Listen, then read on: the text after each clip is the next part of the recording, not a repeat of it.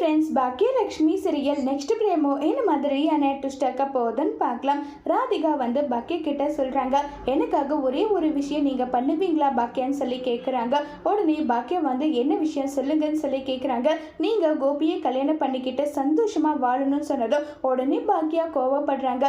என்ன பேசிட்டு இருக்கீங்க ராதிகா? நான் கோபியை கல்யாணம் பண்ணிக்கிட்டு சந்தோஷமா வாழ்றதா? இது எதுவுமே நடக்காது, நடக்கவே நடக்காது, எப்பவுமே நடக்காதுன்னு ஏன் நடக்காது? கண்டிப்பா நடக்கும், நடந்தே தீரும். நீங்க உங்க புருஷன் கூட சேர்ந்து வாழுங்க. எனக்கு ஒரு கில்ட்டி இல்லாம இருக்கும்ல.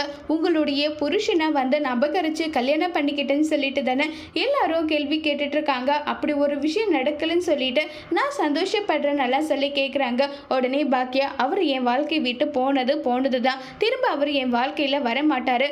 நீங்க உங்க புருஷன் கூட சேர்ந்து வாழணுமா வாழக்கூடாதுன்ற முடிவை எடுக்க வேண்டியது நீங்க தான். ஆனா அவர் இனி என் வாழ்க்கையில கிடையாது. என்ன ஆனாலும் சரி, யார் சொன்னாலும் சரி, நான் அவரை என் கூட சேர்த்து வச்சுக்க மாட்டேன். இதுதான் ஏன் முடிவுன்னு சொல்லிட்டு ரொம்பவே ஓப்பனா சொல்லிடுறாங்க பாக்கியா. இதை கேட்ட ராதிகா ஒருவேளை கோபி சொன்னா, உங்க மாமியார் சொன்னா, யார் சொன்னாலும் இந்த பேச்சை நான் எடுக்க மாட்டேன், இதை கேட்கவும் எனக்கு அவசியம் கிடையாது.